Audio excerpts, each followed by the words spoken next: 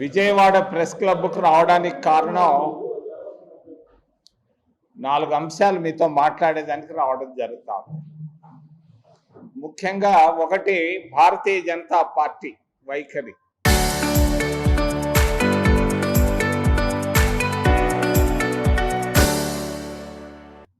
రెండోది తెలుగుదేశం పార్టీ వైఖరి, మూడోది జగన్ పార్టీ వైఖరి, 4 కాంగ్రెస్ మేనిఫెస్టో, చివర్లో పోలీసుల చర్యలు ఆంధ్రప్రదేశ్లో.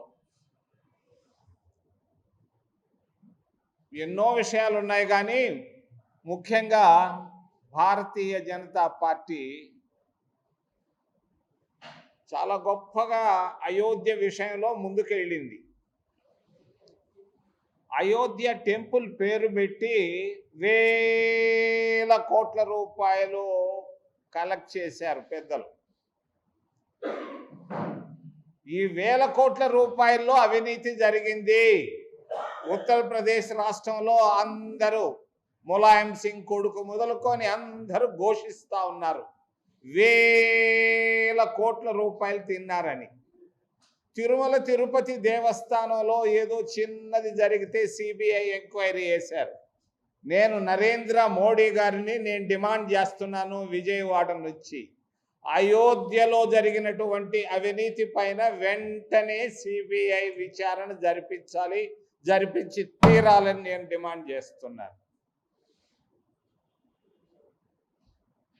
భారతీయ జనతా పార్టీ రెండో విషయం, ఎన్నో ఉన్నాయి. విదేశాంగ విధానం. యుద్ధం జరగకముందు నరేంద్ర మోడీ గారు ఎందుకు ఇజ్రాయెల్కి వెళ్ళి బెంజమిన్ నెతన్యాహుని కలిశాడు? 2 రోజుల ముందు యుద్ధం జరుగుతుందని తెలుసు. మరి వాళ్ళిద్దరు మధ్యలో జరిగినటువంటి సంభాషణలు ఏంటి? ఏదైనా ఎప్స్టీన్ ఫైల్స్ను గురించి మాట్లాడుకున్నారా? దేశంలో ఉన్నటువంటి దేశాధినేతలు చాలా మంది, ఒక్క ముస్లిం కంట్రీస్ వాళ్ళు తప్పించి అందరూ ఎప్స్టీన్ ఫైళ్లలో ఇరుక్కున్నారు, వైట్ హౌస్ వాళ్ళు మొదలుకొని. ఎవరు ఎప్స్టీన్ అనేవాడు ఒక సెక్స్ బ్రోకర్.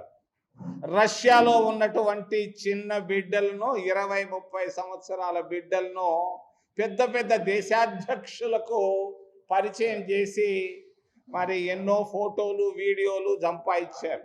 అసలు ప్రపంచంలో మొన్న జరిగినటువంటి యుద్ధానికి కారణం ఎప్స్టీన్ ఫైల్స్. మరి సోనియా గాంధీ గారు ఒక వ్యాసం రాశారు ఇండియన్ ఎక్స్ప్రెస్లో. గత కొద్ది నెలల్లో పాలస్తీనాలో గాజా అనే ప్రాంతంలో 20,000 మంది చిన్న బిడ్డలను చంపడం జరిగింది. 20,000 మంది చిన్నారులను హాస్పిటల్లో, స్కూళ్ళల్లో. కానీ నరేంద్ర మోడీ గారు దాని గురించి ఒక్క మాట మాట్లాడకపోవడం కారణం ఏంటి అసలు మన విదేశాంగ విధానం? నెహ్రూ, ఇందిరాగాంధీలు తెచ్చినటువంటి విదేశాంగ విధానం, మన్మోహన్, పివి నరసింహరావు తెచ్చినటువంటి విదేశాంగ విధానానికి భిన్నంగా గమ్ముగా సైలెంట్గా కేంద్ర ప్రభుత్వం నరేంద్ర మోడీ ఉండడానికి కారణం ఏంటి? ఇంతకంటే గొప్ప దారుణమైన విషయం ప్రపంచంలో జరగలేదు. 20,000 మంది చిన్న బిడ్డలను చంపితే నరేంద్ర మోడీ కేంద్ర ప్రభుత్వం, మన విదేశాంగ శాఖ మాట్లాడకపోవడం గర్హనీయం, దారుణం. ఇది భారతదేశ చరిత్రలో ఎప్పుడు జరగనటువంటి మరి దుర్మార్గపు నీతి. దీన్ని మేము ఖండిస్తున్నాం భారతీయ కాంగ్రెస్ పార్టీ తరఫున. తప్పు ఇది. మన విదేశాంగ విధానం కనీసం చిన్న బిడ్డలను కూడా గురించి మాట్లాడలేక ట్రంప్ చేతిలో, బెంజమిన్ నెతన్యాహు చేతిలో ఇరుక్కోపోవడం ఓ నరేంద్ర మోడీ కారణమేంది? ఏదన్నా ఉందా మతలబ్? చెప్పు. ఎందుకు పోయావు 2 రోజుల ముందు అడిగి? ఏం మాట్లాడొచ్చావు? మాట్లాడి గమ్ముగా ఉండవే. 20,000 మంది చిన్న బిడ్డలు చచ్చిపోతే, ఇక్కడ ఒక చిన్న బిడ్డ చచ్చిపోతే అందరం మాట్లాడతాం. 20,000 మంది చిన్న బిడ్డలు చచ్చిపోతే ప్రపంచంలో ఉన్న ప్రతి దేశం మాట్లాడింది. కానీ భారతదేశం మాట్లాడకపోవడం తప్పు తప్పు తప్పు అని తెలియజేస్తూ, మా మిత్రుడు 50 సంవత్సరాలుగా మిత్రుడు, ఆరోగ్యం ఎట్టుందో నాకైతే తెలీదు, మరి చంద్రబాబు నాయుడు గారు, ఆయన గురించి ఎక్కువగా మాట్లాడకుండా 2 విషయాల గురించే మాట్లాడదలుచుకున్నారు. ఆయన ఎక్కడ పోయినా అభివృద్ధి అభివృద్ధి అభివృద్ధి అని మాట్లాడుతున్నాడు. 23 లక్షల కోట్ల రూపాయలు పెట్టుబడులు తెచ్చాను అని అంటున్నాడు. నేను దాదాపుగా 23 జిల్లాలు తిరిగాను గత కొద్ది నెలలుగా. కనీసం నాకు 1 కోటి రూపాయల అభివృద్ధి ఏ జిల్లాలో కనపడకపోవడం గమనార్హం. ఊరికే మాటల్లో, మీడియాలో, న్యూస్ పేపర్లో అభివృద్ధి కనిపిస్తూ ఉందే కానీ మరి ఆంధ్రప్రదేశ్ రాష్ట్రంలో అభివృద్ధి 0 0 0. నిన్నగాక మొన్న పోయి వచ్చాడు మా మిత్రుడు, 3 రోజులు ఉన్నాడు. ఎప్పుడు అట్లా ఉండలా, కుప్పానికి వెళ్ళాడు. నేను 30 సంవత్సరాలు ఎమ్మెల్యేగా ఉన్నాడు, మంత్రిగా ఉన్నాడు, ముఖ్యమంత్రిగా 16-17 సంవత్సరాలు ఉంటూ కుప్పం నియోజకవర్గానికి ఆయన చేసింది ఏంటి? 0 0 0. కనీసం ఇడ్లీ, నేను పోతుంటాను ప్రతి నెలకు ఒకసారి, ఏమైనా అభివృద్ధి ఉందనంటే కనీసం ఇడ్లీ కొట్టు లేదు కుప్పంలో. ఇడ్లీ తినాలంటే కూడా ఆ బండ్ల పైన తినాల్సిందే కానీ కనీసం ఒక చిన్న హోటల్ కూడా లేకపోవడం ఆయన సాధించినటువంటి అభివృద్ధికి అది ఒక సంకేతం. కుప్పం నియోజకవర్గం. మూడవది, మా మిత్రుడు కుమారుడు రాజశేఖర్ రెడ్డి గారి సుపుత్రుడు, ఆయన పైన ఆదాయానికి మించిన ఆస్తుల విషయంలో జగన్మోహన్ రెడ్డి మాట్లాడకపోవడం కారణం ఏంటి? ప్రజా జీవితంలో అవినీతి అనే దానికి అవకాశం ఇవ్వకూడదు. మరి ఆదాయానికి మించిన ఆస్తుల విషయంలో ఆయన నిశ్శబ్దంగా ఉండడానికి కారణం ఏంటి? మరి జయలలితకు ఒక రూలు, జగన్మోహన్ రెడ్డికి ఒక రూలు. మరి జయలలిత తప్పు చేసిందని టాన్సీ మ్యాటర్లో ఆమె ఎక్కడో చిన్న పొరపాటు చేసిందని ఆమెను జైలుకు పంపించారు కదా, మనందరం చూసాం కదా.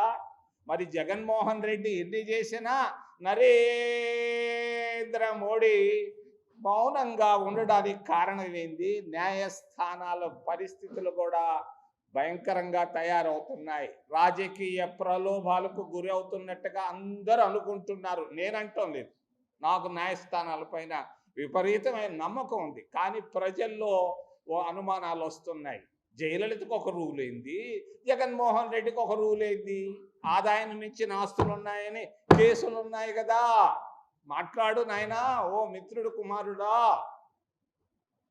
చివరిలో పోలీసులు, ఈ మధ్య పోలీసు ఓవర్ యాక్షన్ బాగా కనిపిస్తూ ఉంది. మరి ఎక్కడ పడితే అక్కడ కొట్టడం, పిలిచి కొట్టి చంపడం. మరి 2-3 పేర్లు ఈ మధ్య వింటా ఉన్నాం. ఒక ఆయన రావణ్ అని. ఎందుకయ్యా చంద్రబాబు నాయుడు, కొంచెం ఆలోచించి నిర్ణయాలు తీసుకో. పోలీసులు నీ చేతిలో ఉన్నారని నీ ఇష్టం వచ్చినట్టు జైబాకయ్య. పోలీసుల చర్యలను నేను ఖండిస్తున్నాను. పోలీసులు మరి అదుపు తప్పుతున్నట్టుగా అనిపిస్తూ ఉంది. వాళ్ళు న్యాయాన్ని కాపాడాల్సిన వాళ్ళు వాళ్ళే మరి ఎక్కడ పడితే అక్కడ కొట్టడం, తిట్టడం. ఏంటిది? ఓ డీజీపీ ఎవరో నాకు నువ్వైతే తెలియదు, పేరు తెలీదు, కొంచెం జాగ్రత్త. నువ్వు రాజకీయ ప్రలోభాలకు గురి అవుతున్నావు. ఎక్కడ పడితే అక్కడ పోలీస్ యాక్ట్లు ఎందుకయా?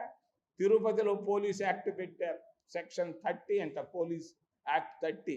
ఎందుకు పుణ్యక్షేత్రంలో పోలీస్ యాక్ట్? చంద్రబాబు నాయుడు ఏంటి ఇదంతా? తగ్గించమని తెలియజేస్తూ, చివరిలో కాంగ్రెస్, మీ అందరికీ తెలీదు, చాలామందికి నమ్మకం లేదు, నేను చెప్తున్నాను, జగన్మోహన్ రెడ్డి ఎట్టి పరిస్థితుల్లో రాలేడు.